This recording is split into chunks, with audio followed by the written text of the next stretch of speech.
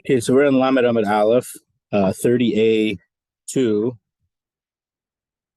So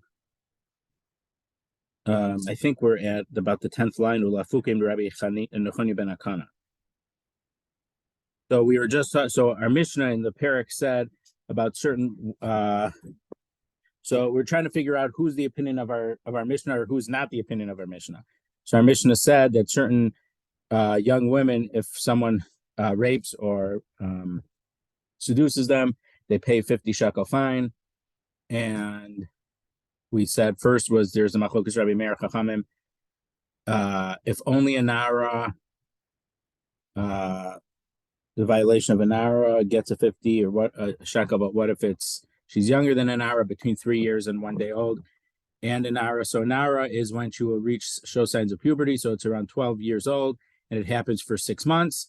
Before that, she's called a katana. For those 6 months, she's called a nara, and then after 6 months after her puberty, she's bogeris.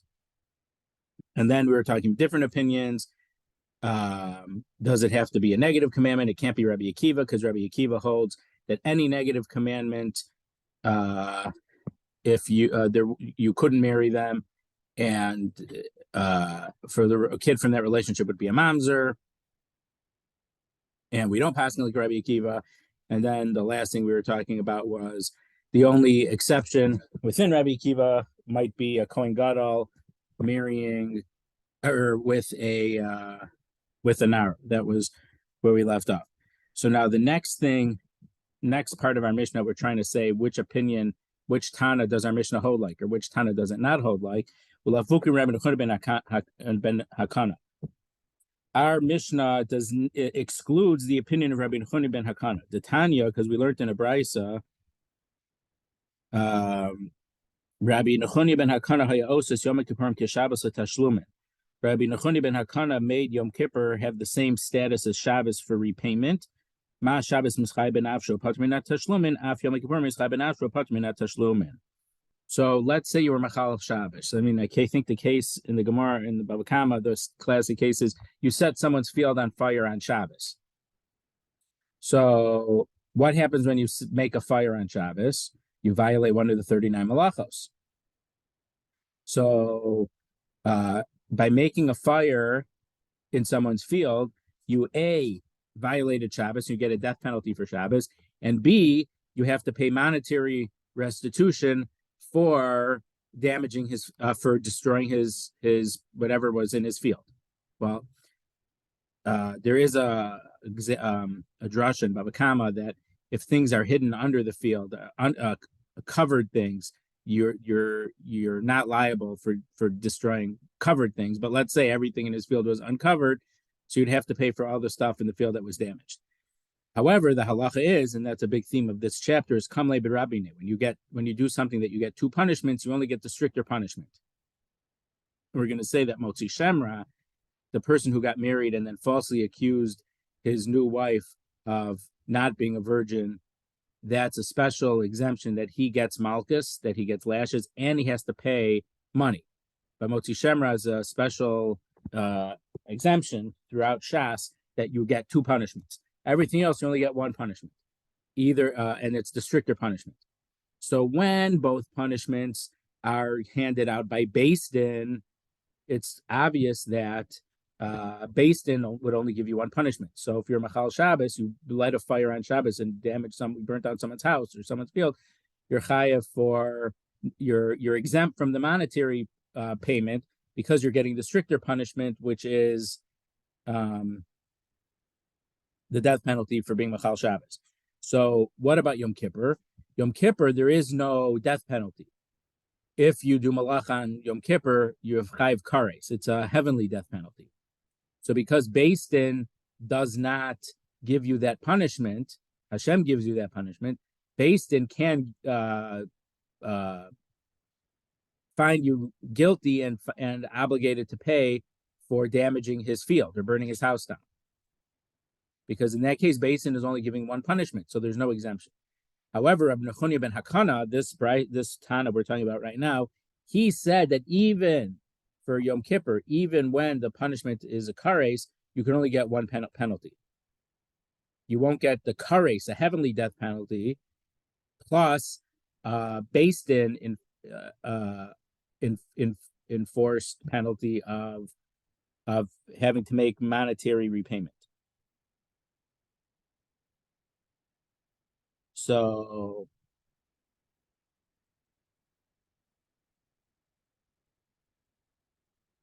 our Mishnah.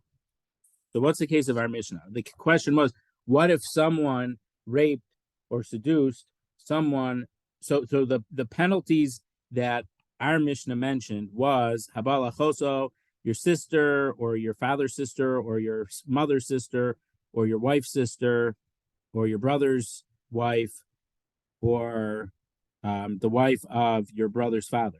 So those cases we point out are all cases of kares, because the Tana of our Mishnah certainly agrees that if it was different cases of rape or incest, including adultery, that's based in punishment, you wouldn't have to pay the fine of 50 shekel, because the punishment of death is a stricter punishment. Except the cases in our Mishnah are cases of kares.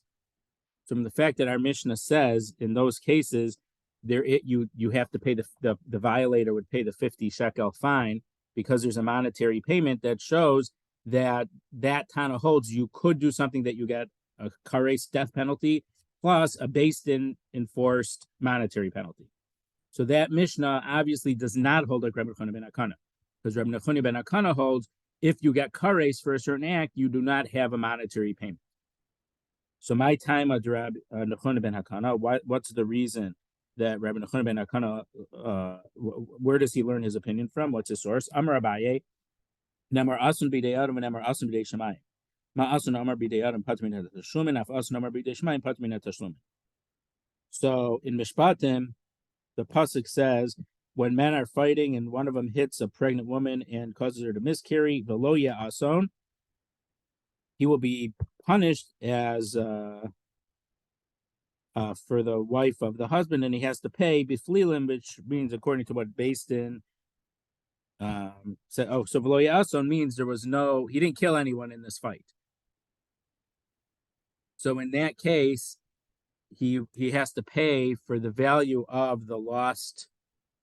So the woman was pregnant, and because he was in a fight with someone, he ended up hitting the pregnant woman, he caused her to miscarry. So he has to pay the damages of the woman or actually to her husband for the loss of this fetus.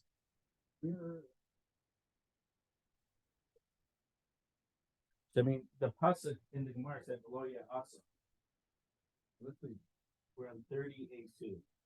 So Asun b'dei Adam. So Asun. So the whole pasuk is down here, actually, in the margin. Okay. 38:2, Jeff. Okay. So in that case, we're talking about based in damages, injuries, punishments that have to do with based in, and it says the word asun, and it also says asun b'dei shemayim, and that was by when the brothers Yosef's brothers wanted to go down to Mitzrayim to get more food, and Yaakov didn't let them take Binyamin, and he said, my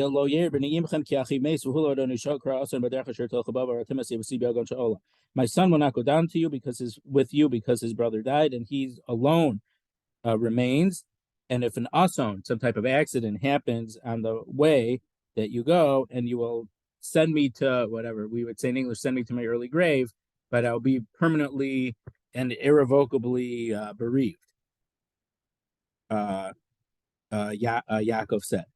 So in that case, that ason could be something not just from man, it could be something from that God was inflicting on them. So Abaye says, just like the pasuk in Mishpatim, when the pregnant woman got hit, just like when it says the word ason, in that case, it means there was no fatality. So the person who had hit her has to pay for the loss of the fetus. So just like if there would be a fatality from the hands of man, then the person who injured would be exempt from a monetary payment. Also, a death penalty from heavens, even though that's not exactly what Yaakov Avinu was talking about. But if there would be a death from heaven, there would also not be a monetary payment. So that's how Abaye says is the source from Nechunya ben Hakana's opinion, that it's not just if you would get two based-in enforced penalties, you only do the stricter one. Even if one is a penalty from heaven, a kares, you still only get the stricter punishment. And then because you're getting a death penalty from heaven, based-in cannot obligate you and say you owe this person for the damages. Maskis Ravada Barava asked against Abaye's answer. Mimai dechi. So we're on 30A3.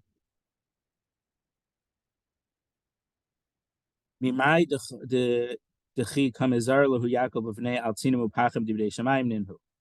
How come you're assuming that Yaakov was worried to his sons about cold and hot that are based on Shemayim, on heavens? Dilma al Aryeh v'ganvei divrei adam ninhu.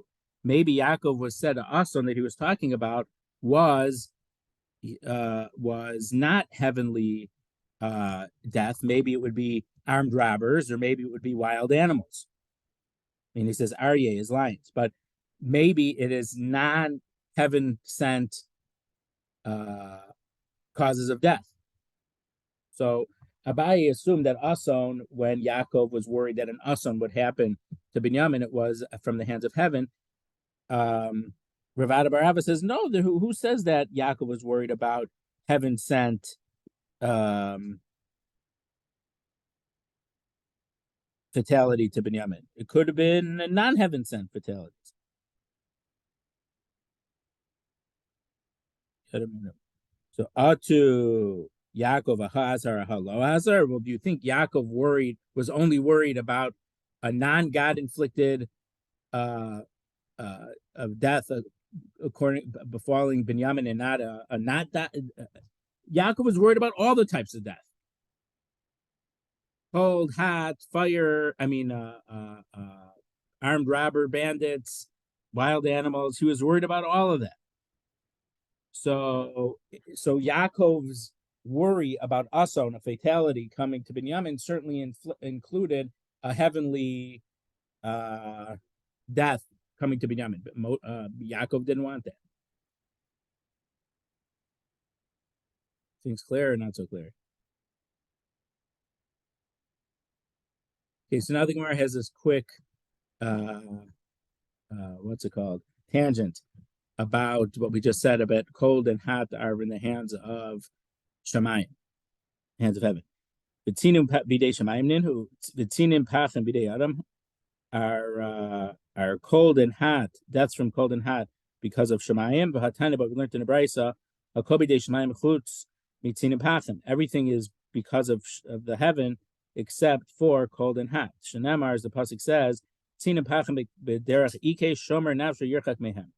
Cold and heat are in a crooked way, but someone who guards his soul will be able to make himself distant from them.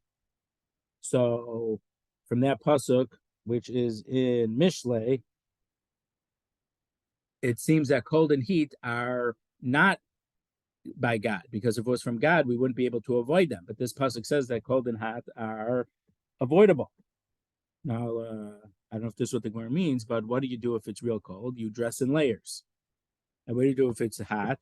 You try to go in shade. You hydrate. There's things that we could do to safeguard ourselves from those elements, right? Vesu, and furthermore, Arya v'ganvei bidei adam ninhu.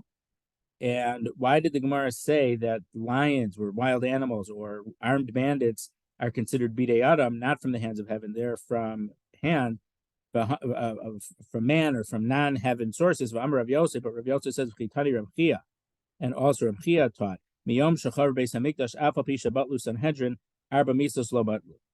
Even though the Sanhedrin ceased to exist, the four deaths did not cease to exist, did not get nullified.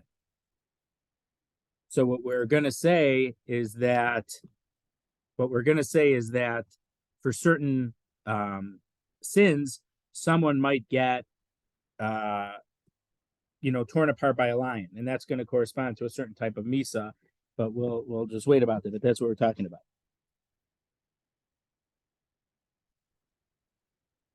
So the Gemara says, "Lo batlu," the deaths haven't stopped from Sanhedrin. Habatlu. We know that the Sanhedrin doesn't offer punishments anymore. Actually, I don't know why the Gemara doesn't say it, but there's the famous brisa that 40 years before the destruction of the Beis Hamikdash, the Sanhedrin left their chambers and moved outside of Har HaBayis to a different place in Yerushalayim, the Chanos, because they did not want to be giving death penalties anymore. So we know that they voluntarily stopped giving penalties. So maybe the Gemara didn't bring that as a proof, because if they would have moved back into the Lishkas HaGazos, they could have given punishments. But we know that there's no Sanhedrin authority to kill, to put people to death anymore. So what is how did Reb Chia and Reb Yosef say that even though the Sanhedrin ceased to exist, the punishments didn't cease to exist? We know the punishments ceased to exist also. So Ella, as we turn to Lamed Amid Bey, so rather what the statement was, and we heard it wrong, they must have said din arba misos lo batlu. The status or the halachic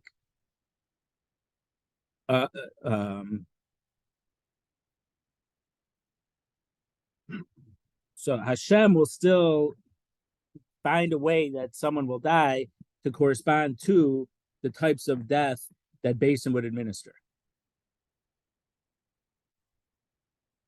So we just said, and so now we're going to explain why lion would be considered from heaven for certain averas. Someone who did avera that they're chayav to be stoned, thrown off the building, and put to death that way. Either he's going to fall off a roof, or he's going to be trampled by a wild animal. Umishan chayav sreifa, someone who was who did an avera would get to be put to death by burning. Now, the burning wasn't tying people at the stake and lighting them on fire, but it was putting like molten lead down their throat. Nofel b'dleika, nachash makisha. So they'll be killed in a fire, or a snake will bite them and kill them. Mishin chayv hariga, someone who gets the death of hereg, which is beheading. Nimsor lamalchus, so listen, boinala. Either going to be someone who will be master him, someone will report on him to the government, and the government puts people to death by chopping the head off, or armed bandits will kill them, and they use weapons. In those days, it was knives. So someone who did an avera for sreifa and didn't do any tshuva and this and that, and we don't know the divine calculations for when Hashem is lenient and not, but if these things happen, it usually would correspond to as a punishment for an avera that you would have gotten hereg in from the Beis Din, from Sanhedrin, umishan chayv, and someone who would be strangled, otovea benar omeis besrunki, either would drown in the river or will have srunki. So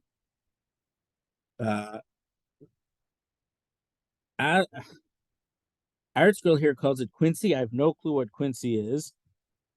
Rashi says askara, and if I'm not mistaken, in Yevamos, when it talks about Rabbi Akiva's 24,000 students who died during the Omer period, in askara, it was something more like croup. It's a thing where you can't breathe right. But either way, it's a thing. But I don't know. Here it calls it quincy, and I believe that other people translate it as croup over there. And I have no clue what quincy is, but it's some type of death because you can't breathe right. So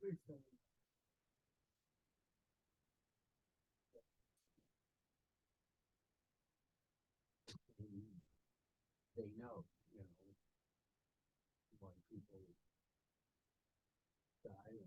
so when anyone who says they know, they don't know. When I was in yeshiva, someone said something like, anyone who tells you that that they'll teach you Kabbalah, they don't know Kabbalah. So anyone who says they know that someone's dies for a certain reason, that they have no clue. But there are people who were not a lot of them, but people known as Big Talmidei Chachamim, who even I can thinking of one particular big posek, huge posek, who said things like that. I mean, every few years, they say, find someone who says, the Holocaust happened because they weren't learning Torah enough, or things like that, and it's ridiculous for anything. But I'm talking about more like an everyday thing. I bet you need whatever, a makubal or something, somebody else. Things they know all of these things. I don't know. And even if something like this would happen, let's say, I don't know, I'm not I'll tiftach pela satan. I'm not trying to cause any problems, but let's say someone, when chas v'shalom lo aleinu, would be killed in a car crash, would crash into him, and then they catch on fire. So does that mean, the Gemara here says if you die in a fire, that means you did something that you're chayiv shreifa? So remember, there's a big machlokas rishonim, and I mentioned this a bunch of times, and I'll keep mentioning it. What's the limit? There's a tension, a bit of a contradiction between free will and hashgacha pratis, specific supervision. So if someone has truly free will, couldn't they decide to kill someone who was a big tzaddik, who didn't do any averos? So there's a machlokas rishonim, and some rishonim say that free will is stronger than hashgacha pratis. So therefore, if someone wants to kill people, he has the right to kill people, even if those people don't deserve death. And some rishonim say no, the hashgacha pratis is stronger. So if someone wants free will to kill people, Hashem will make it that they'll be, in a room full of people who did averos and deserve to be put to death. And so the people that get killed by this guy are people that have been put to death anyway. And that's how they explain. And there's some opinions in the middle of those two extremes also. So just because someone, let's say, chas v'shalom, would drown. Well, again, I use the case of someone crashes into someone else in a car accident and causes and then it becomes a fire. There's an element of human involvement, unquestionably, in that fire starting. So it could be that if it's following according to the opinions that person had a right to be a drunk driver and run into someone who was completely innocent, and a fire happened, and that's why the person died. They didn't do an avera. We don't know that when someone dies, we don't know that it's a punishment for anything. We know that the way of life is that people die. Eliyahu went to Shemayim, but people die. There's a different medrash about, or 7 people or 12 people, I forgot, who did an avera, but people died. But it's not for us to say, they died because they did this avera. In the time of Beis Din, if people got put to death for certain of or people got punished by Beis Din would announce, we are punishing someone because they did this avera, and that's so people would be afraid of doing averos. It wasn't to say that. Well, also it was based in inflicting something. But the Rambam does say that, let's say unusual bad things happen, like wild animals start attacking people and killing people. It says the community needs to establish a tainus tzibor, needs to make a public fast day and do a public tshuva and make sure, and they have to say, are we doing a certain avera? Because it's not usual for wild animals to attack people. So if something like that would happen, what the Rambam says is we have an obligation to do tshuva and try to figure out, are we doing something wrong? They check the weights and measures to make sure that there isn't people aren't being cheated in the marketplace, at stores, at shops. So when something unusual happens, the Rambam didn't say, it must be that baby was, I think there was a case where two babies was killed by a weasel or something. It must have been that baby did something that it was chayv skila. Well, it's a baby. Sanhedrin doesn't put people to death when they're minors. So what's going on? If the best thing, I can't say. If bad things happen, the best response is tshuva. It's not saying he had it coming because he did Avera X. Because if that's what the response of people is, no one's going to take a lesson from that. They'll say, "Oh, I didn't do Avera X, so it doesn't affect me." If you say a tragedy happened, we have to do tshuva. I think it was before I was born, or it was right around that time. It was a long time ago. Well, why does, but I still don't understand. I mean, so let's say somebody falls from a roof. Yeah. What you're saying is it doesn't mean necessarily that they deserve death. No, what I I don't want to cut you off. Sorry. Yeah, you're saying that there could be also another reason. My major question though is why does the Gemara go into this in that case? Then if it I mean So the answer to that question is people shouldn't say, and this isn't probably the only answer. This is the answer that to me makes a lot of sense, and that is people shouldn't say because there's no Sanhedrin anymore, I can get away with anything. So this Gemara is saying even though there's no Sanhedrin, Hashem is going to make things happen that you're going to get the death very similar to the way that Sanhedrin would have gotten you. What I'm saying is that, so from a perspective of me as a person, I shouldn't do the Avera. Obviously, we shouldn't do Averas because Hashem doesn't want us to do the Averas. But for some people, that's not enough. You need to have a scare factor. If you do an Avera, this bad punishment's going to happen. So humans are not perfect, and sometimes humans need a deterrent. And so the idea or the threat of the punishment is a deterrent. And I won't talk about it here, but Ravarn had an interesting thing about a Tosfos and Baba Basra and Daf Ches. Amid Beis, Beis Din doesn't hit you. So we're all talking about here punishments. For violating rabbinic things, Beis Din can hit you, but it's not a punishment of makos. They're trying to get you to do a mitzvah. You refuse to put on tefillin. They could hit you until you put on tefillin. I think there was a guy, a guy was refusing to help his father. Oh, violation of kibbud av v'aim. Shouldn't you hit them? No. The Gemara says there's an exception that if the reward for a mitzvah is explicitly in the Torah, Beis Din won't hit you for non-fulfillment of that mitzvah. So Ravarn explained, and the question even crossed my mind. He said when the things are already written in the Torah, that's a deterrent, or it's a kind of the opposite of deterrent. So therefore, Beis Din doesn't need to strengthen your observance by hitting you to remind you to do the mitzvah because the reward is right there. But part of human nature is you need sometimes you need the carrot and the stick. So what I would say, the reason the Gemara says this is to show is that people shouldn't think that the Sanhedrin isn't there. I can do Averos and nothing's going to happen.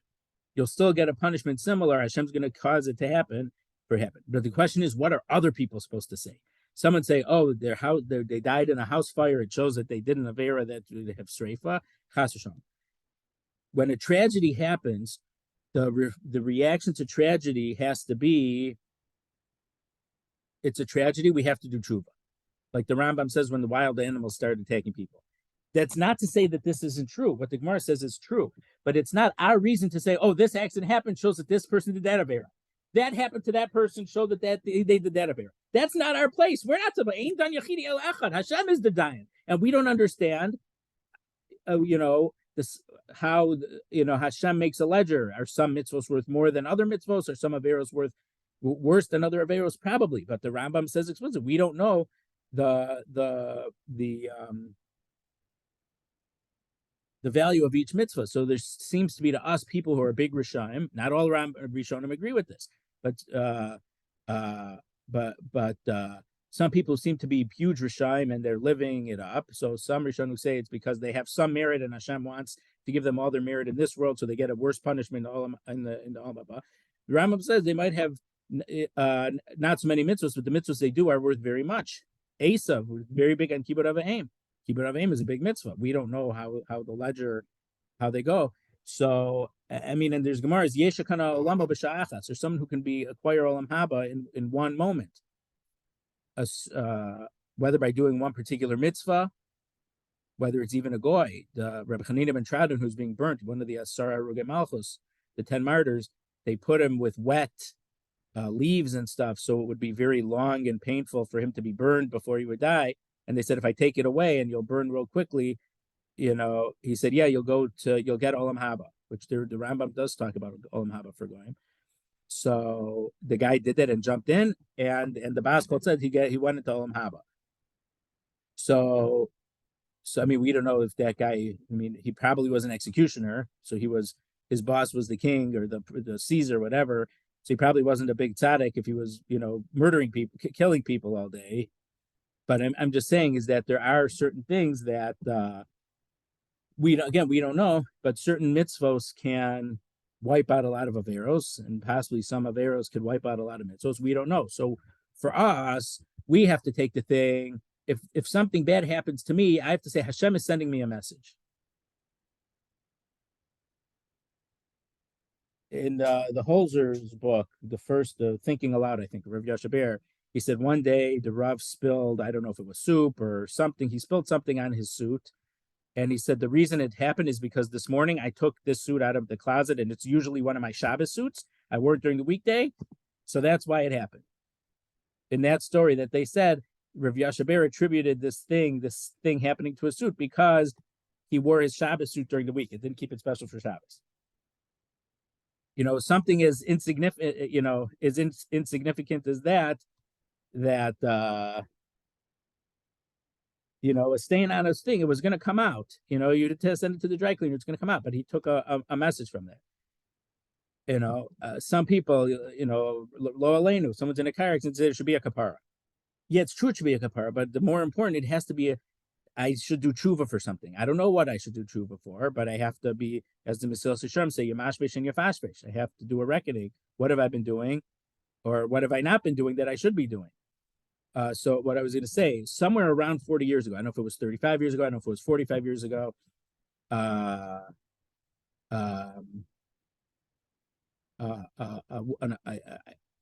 my details might be a little thin because this happened. Some of these things happened before I was born. There was someone whose husband had died very young of cancer, so she was a single parent, and then she was killed in a car crash. And they wanted to, I don't know, to have people do extra tehillim or this or that, so these things shouldn't happen. And Ramosha told me, obviously he told me this 20 years ago, much later, he said, my father said, Reverend said, why don't they think that wearing a seatbelt could be a segula? That these things nowadays, now it's even much worse than 40 years ago. A segula for this, a segula for that. You have mice, you put up the picture of Reb Shayla, and the mice will go away, and you say Perik Shira, and this will happen, and this and that. Everything is what's the school of the week. Instead of trying to everyone thinks there's a shortcut. I mean, it's not different than America. You have any health problem, they should have a pill to make you take that it should help. You don't have to do anything. You take a pill, everything's better. They take people's effort out of it. But, there's a reason, if, you say the benching out loud, I'm just making up, if something tragedy happened, how should we react to this tragedy? We should say benching out loud. That should be a segula. It's not a bad thing. But the thing is that I don't know if this person was wearing a seatbelt or not. But when I was a kid, it was the more from people, they weren't so meticulous on wearing seatbelts in the car. My mother, of course, always made us wear seatbelts. But when we were little, there was still the idea of double buckling. We were allowed to double buckle, but we weren't allowed to be not buckled. So nowadays, I think it's very different. I think just about everyone buckles up nowadays. But from this thing that happened 40 years ago, similar thing to smoking, yeah. But smoking is an active thing that's bad. Here, seatbelt is a passive thing that.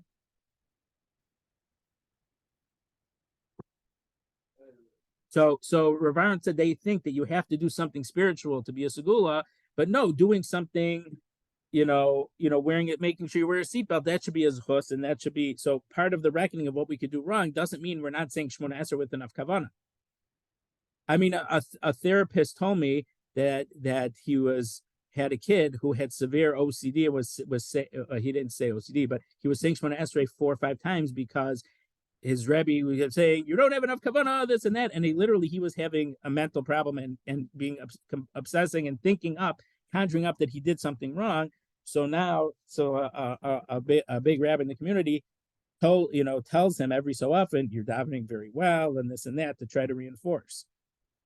I didn't mean to get on this whole discussion. We all look for reasons, Right. So if a car accident happens to me, it's in the hallway. But sometimes it's like it sounds really hearing like things like that. Oh, this happening like this happening because we speak in our shoe, right. or we use our phone, or we do this. Right. We don't know. We don't know. But as a community, we should say, okay. The worst thing is smartphone. Oh, by the way, don't forget to upload my application. Yeah. Right. But you know how much, there are a lot of people who could do more learning because of the internet and because of the phone. It's anything. You could be using it for good. You could use it for bad.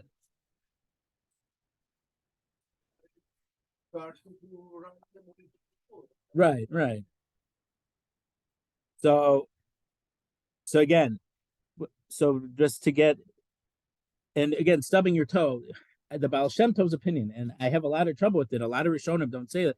The Baal Shem Tov's opinion is like, if you stub your toe, it must have been decreed by Hashem. Or if a leaf falls off a tree, it was decreed by that is the Baal Shem Tov's opinion, but a lot of Rishonim don't say that because Hashem made some type of nature in the world, meaning so according to that, then there is no nature. Then that's letting the wind blow a leaf off a tree, or this. So there is. So where does the free will come in? According to that Baal Shem Tov, it means that Hashgacha Pratis is so strong, but then it's taking away from Bechira Chavshis. Remember this branch that fell on your car? Yeah, it fell on my car. It didn't rain.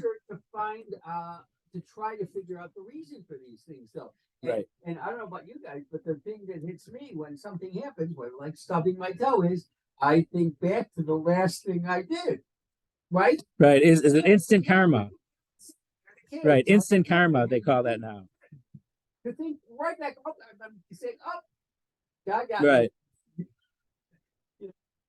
So I mean, I think that as a person, that's the best thing. Something happened means I did something wrong. You don't have to go OCD into it. But the thing is that you have to remember, sometimes Hashem sends you a wake-up call, and sometimes he doesn't. And it might be better. Like, let's say someone someone might get an instant and fatal heart attack. Then he's dead. What if a person had chest pains and went to the emergency room? They said, you don't have a heart attack, but your cholesterol's high. You have to go on a diet, stay away from fatty foods. So sometimes the chest pains is a wake-up call, and before you have the instant widowmaker heart attack, it's the same thing. Sometimes it's a favor that these things happen. And then it goes back to the sugya beginning of brachos, Yisur and Shalava.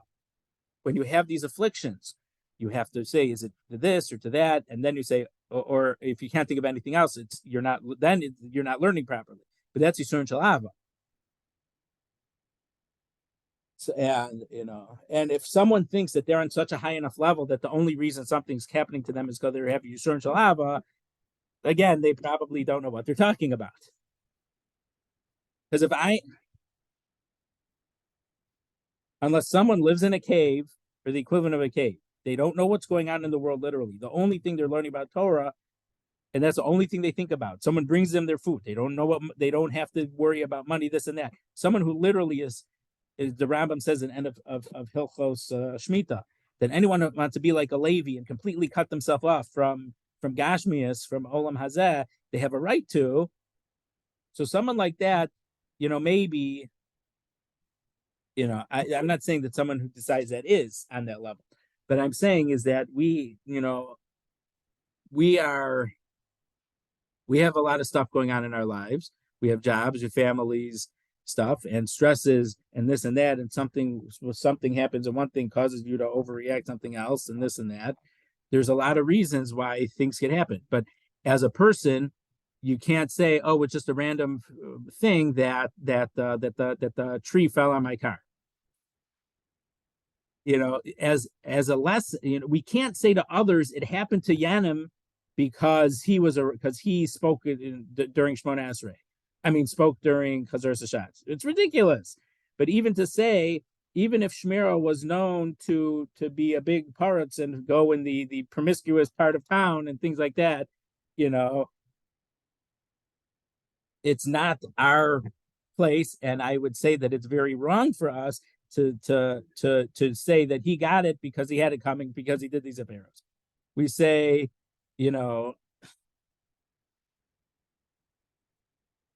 for some people, it's very hard to give a hesped because they weren't nice, they were not friendly, so uh so I read a story like this, but they love their grandchildren. You have to say something nice about them, right? You to say something that's not true just as someone has a good hesped, is not a good thing either. Don't make a Russia into a tzaddik. But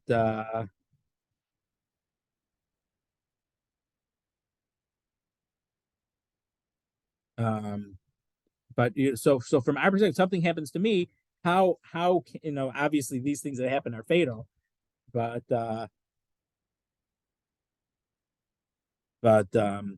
if something happens to us, we have to say Hashem is sending us a message. What did I do wrong? What can I do better? Something bad happens to something else. It's a very sad thing, and it shouldn't happen to us, and shouldn't be lashon hara and start saying that he was such a bad guy.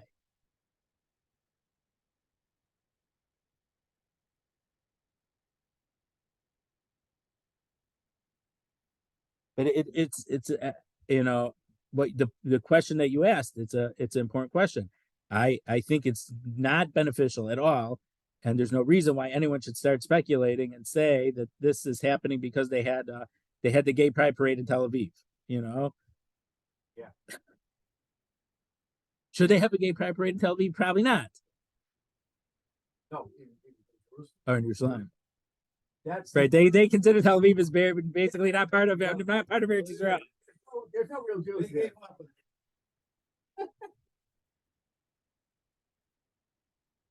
Just remember, Rav Kook was chief rabbi of Tel Aviv before he was, chief rabbi. Well, it was a lot different. It was different because people lived there, right? And even the Sphera chart that we have that's now 60 years old, that Yeshiva was in Tel Aviv. Before the 6-Day War, people lived in Yerushalayim, but it wasn't as easy, and more people lived in Tel Aviv. First time in Israel, 40.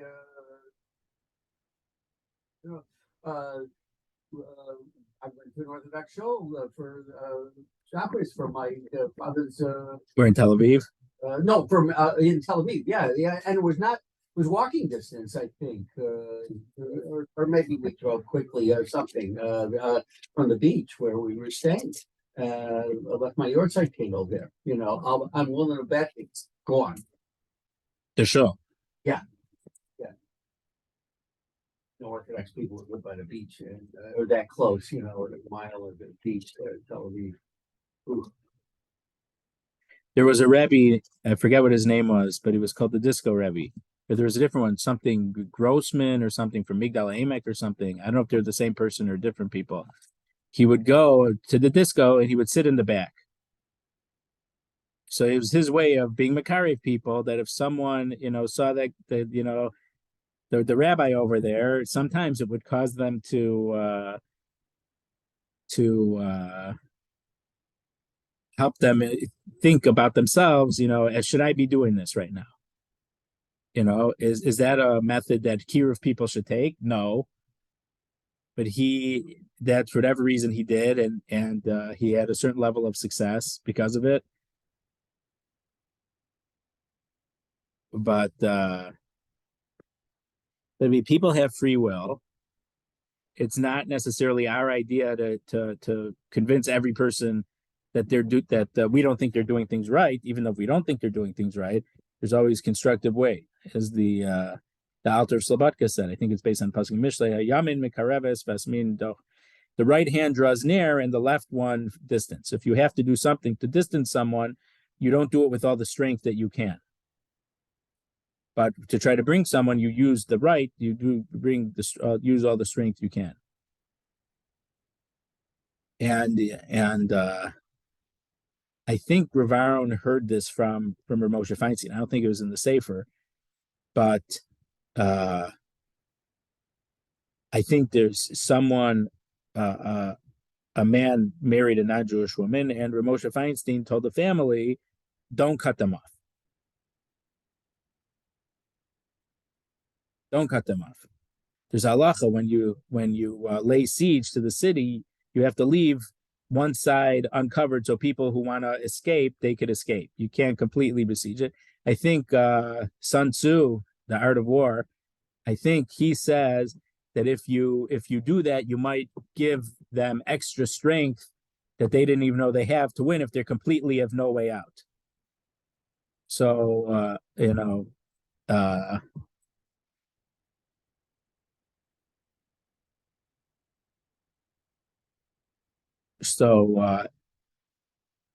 if they would have completely cut off ties with their son and brother who married a non-Jew, there was never any hope that they would ever come back. It's not saying you have to honor them and but he said not to cut off ties. That's a machloket. It's a machlokas, but also some of the people who cut off ties, they think that if you don't cut off ties, the other kids that you have are going to be negatively influenced, and then they're going to go off too. That's the reason they say. And then there's now an organization. The guy spoke here a few times last summer, I think. Rabbi Russell, I think the organization's called Kesher Nafshi. It's that to a very extreme level. Never give up on your kids, even when they're doing everything to be on drugs and this and that spite you. But that's a different sheet. It's a interesting perspective to hear, and there's no one size fits all answer for any of these things.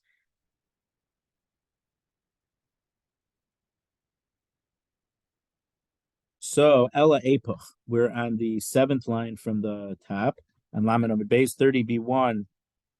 The bottom half of the first paragraph, Ela Epoch. We have to switch around the statement Arya Veganve Bide Shamayim and Tinu Pachim Bide Adam. That wild animals or lions and the armed bandits, that's considered hand of heaven, but the cold and hot, that's considered Bide Adam.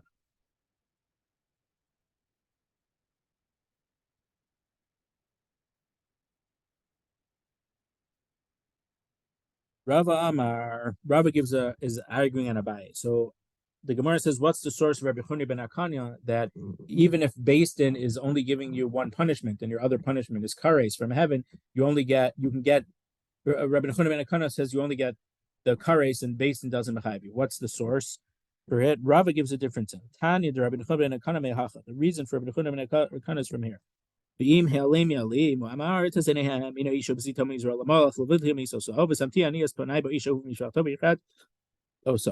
this is a very, very strange, in our time at least.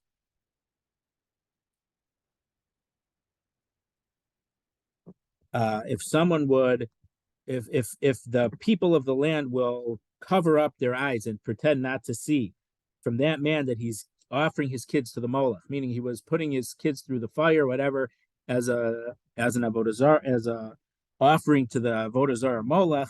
Hashem says, "So I'm going to put my face in that man and in his family. I'm going to cut him off." So Hashem is going to give him kares. If you don't give, because it's avodah zarah, so for avodah zarah you get skila, and Hashem is saying, if you cover your eyes and don't put him to death, I'm going to give him kares. So Amar Torah, the Torah is saying, kares shali kamisa shalahem. Ma misos chem paterminan tashlumim av kares shali paterminan tashlumim. So Hashem is saying, or the Torah is saying, my kares is like your death penalty, just like your death penalty. The giving of a death penalty from Beis Din exempts someone from paying for damages that were done in the same act that caused the death penalty. My kares, if I give kares, the person doesn't have to pay monetary retribution for damages or injuries either. So my ikabein Rav Abaye, what's the halachic difference? What's the nafkamina between Rava's answer about Molech and Abaye's answer, which was a gzera shava between causing a woman to miscarry when there's no ason, when there was no fatality, and Yaakov Avinu worrying about the ason of Binyamin. So Ikimenaihu, the difference is Zachar Zor Sha'achal Truma, a non-Kohen who ate Truma. So a non-Kohen who eats Truma gets a heavenly death penalty, but it's not kares. Years ago, before we even learned Gemara Brachos, we learned some of the opinions about kares. And the Kahati at in his introduction to misos has a good summary.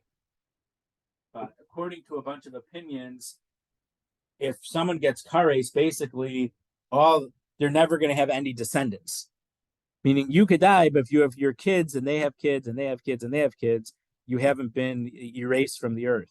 So some opinions is kares, you literally get cut off, your part of the family tree ends. It may not end directly with you, but it's going to end pretty soon because of your avera. So it's a pretty strict kares. So a zor, a non-Kohen who eats truma, gets a death penalty, but it's not kares. So according to Abaye, that any heavenly death penalty is a death penalty. So according to Abaye, then he wouldn't have to eat, he wouldn't have to pay, because when he eats truma and it's not his, so he's stealing from the Kohen or whatever. So he'd owe restitution for the truma. So because the death penalty is not kares, he according to Abaye, it doesn't matter. Any heavenly death penalty because that's what Yaakov Avinu was worried about for Binyamin. Any heavenly death penalty is a death penalty, so you don't have to pay monetary restitution. But according to Rabbi, he would still have to pay for the truma, because this punishment is not kares. So Rava specifically says kares is in place of a death penalty. So there are cases where there's a death penalty from heaven which isn't kares, and that would be the difference between Abaye and Rava. According to Rava, only kares is considered a death penalty, equivalent to based in putting you to death. So if you would get that death penalty, you wouldn't have to pay for kares. But if you got a death penalty that wasn't kares, we wouldn't have to pay the monetary penalty. Abaye Pater would according to Abaye, he would say you're exempt from paying if you ate the truma of a Kohen and you would get a death penalty. V'amar Rav Chisda says, Moda Rabbi Nechuna ben Akana b'gonev chabal shel be'er v'achlo shehu chayav. Rabbi Nechuna ben Akana agrees if you stole chaylev. Chaylev is one of the forbidden fats, I think, on top of the liver and some other places, or on the kidney. There's certain fats that's considered chaylev, and if you eat those types of fats from an animal, we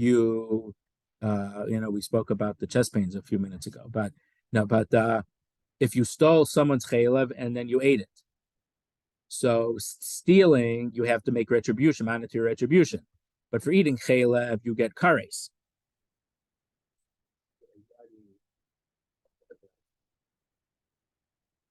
First heard about this, I made sure I didn't eat fat on any meat or anything, because I wasn't. No, the bigger thing is when you're learning in a Gemara, in a Torah or something, or a Rambam, because the word chalav for milk is the same three letters and there's no vowels. Sometimes you have to say, is it talking about chalav or is it talking about chaylev? Yeah. So Rabbi Nechuna ben Akana says in that case, so when you steal chaylev and you eat it, you get kares for eating it, and you have to make financial restitution. Why? Shekvar nischayev bigneva. You already were obligated to make restitution for stealing it before you did the action of eating the chaylev. So the halacha is, Rabbi Nechuna ben Akana will say that you can't get kares and make restitution if both things happen at the same act. But when you steal chaylev, that was the act of stealing. You have to make restitution for that. By the time you eat it, the act of stealing had already happened.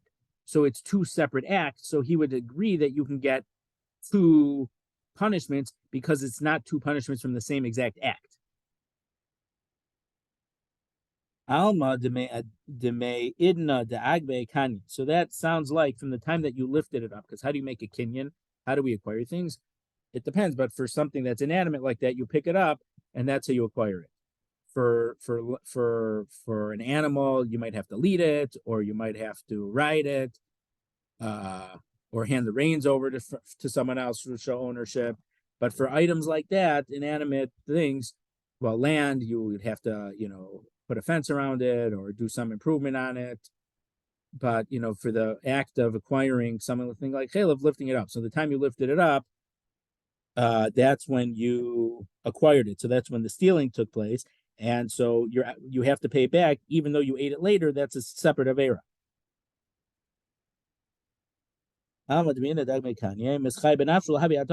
you don't get a death penalty until you actually ate it. Hachanami. So here too, if you ate truma, the time that he lifted up this truma food, he acquired it. But he doesn't get this heavenly death penalty until he ate the truma. It happened at two different times. So even according to Abaye, you would get two punishments. So the analogy isn't perfect. You didn't give me a case where the avera, both averas happen with the same act. The avera for which you have to make restitution, the avera for which you get a death penalty. So the Gemara has an interesting answer. And what are we talking about? So someone else put the chaylev directly into your mouth. So you didn't do any other act of acquisition until you actually ate it. Sof, kaven delase kanye. But still, once you swallowed it or you chewed it, you acquired it. So when you chewed it, you acquired it, but you didn't eat the truma until you swallowed it. So chewing happens before swallowing. They didn't happen the exact same moment. So the Gemara says, someone stuck it into your throat. So you skip the chewing part. For chaylev, it's not so bad, because you could liquefy it, but it's something that, it slides right down kind of. So it doesn't need that much chewing, potentially. Would help, but so hechidami. So what's the case that someone's putting it into your throat, past, it's bypassing your chewing, he's putting it straight down your throat. If you're able to spit it out, it doesn't say spit it out. I mean, ladure is to bring it back. Nihada, you should bring it back. So, and then you won't have to repay it because you're not doing the act of stealing. Ila matzi ladure, and if you can't, amai chayev. Why is he liable? Because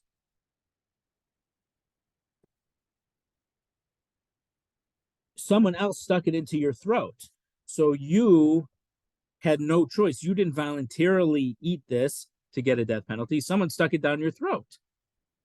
So you wouldn't get a death penalty anyway. So the Gemara says, Lo tzricha dematzi ladure ayidei atchak.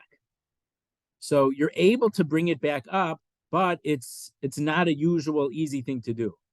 Ayidei atchak means like in a, how does he translate? With difficulty, right? Ayidei atchak is under pressure. So it's something that's not usually done, but with a great effort, you'd be able to do it. So because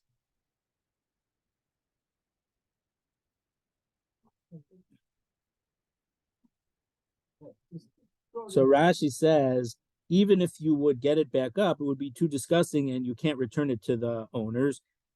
So therefore, why would you be obligated to, there's no theft. Why would you have to pay to,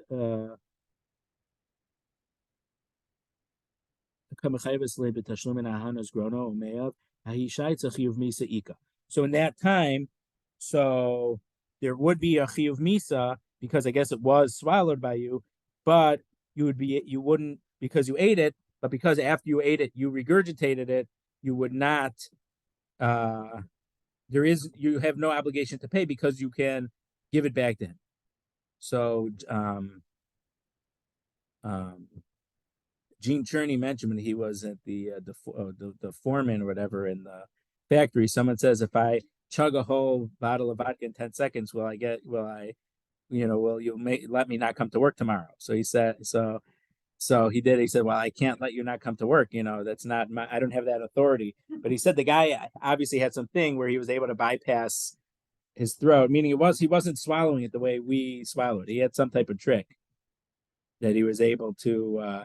So I guess the type of thing, it was down your throat, and somehow some people would be able to bring it back, but it's not a usual thing. So in that case, you're only doing one avera, and because it was considered eaten, but it was considered eaten, so you would have the death penalty for eating chaylev. But because you're able to regurgitate it, you don't have to pay restitution because the theft was reversible, I guess.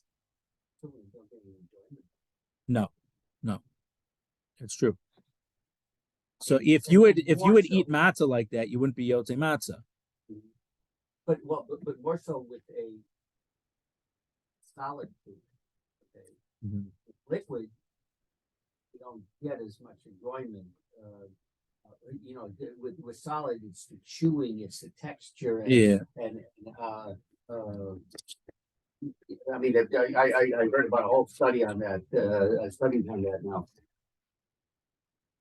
Yeah, so a couple other answers. Or Papa Amar maskin shel truma topi.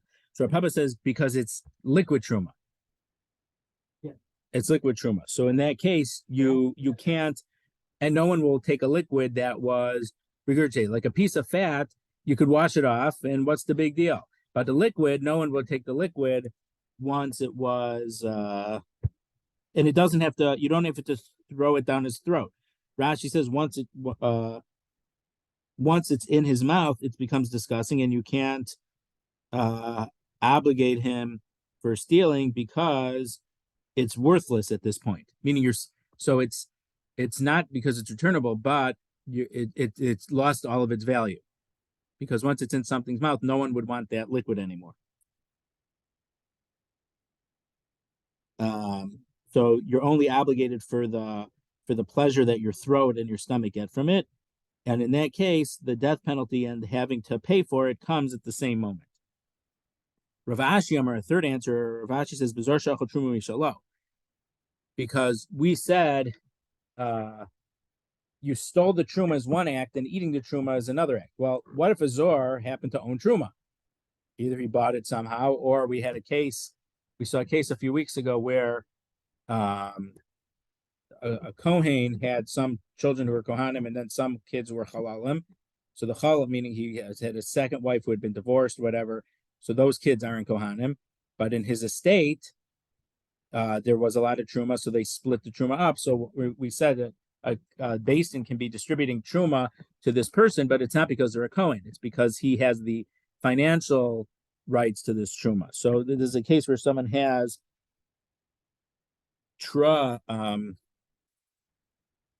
he's eating his own truma, so he didn't steal it. But the shirayin shel chavero, as he's eating that truma, he ripped someone else's clothes.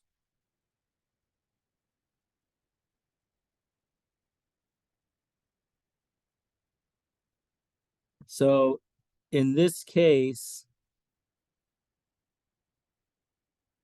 you're doing two different actions. And Rashi points out, according to Rav Ashi, when you have a death penalty for one thing and tashumin for another case, we would apply kamle b'rabamine. So we'll leave it here, but there is a Tosfos, I think, on Daf Chaf or Chaf Beis and Bava Kama, where I think it's a Riva and Rabbeinu Tam seem to be arguing on a similar point. When we say that you're exempt in kamle b'rabamine, that you only get the biggest thing, is that when you're doing the same act. So let's say if Billy shoots Bob, so Bob's shirt gets ruined, has a hole in it from the bullet, but it's the same action. So let's say that something else happened. Billy shot and it went through someone else's car and then killed, and it ruined Aaron's car and killed Bob. So in that case, the monetary payment was damaged to a different person than the person who was killed. Would we say kamle b'rabamine there? So Rashi is saying, according to Rav Ashi, you would be exempt, and there is definitely a machlokas rishonim if you'd be exempt in a case like that. So in that case, so it's So you're eating truma, but as you swallow the truma, you do a different avera, a different act. You tear someone else's clothes. So in that case, you would be exempt, according to Rabbi's opinion. It's not everyone would agree with that. And that's how, and that's how you could eat truma, and so you have a death penalty that's not kares, and you have a monetary payment because you do two different acts, two different averos.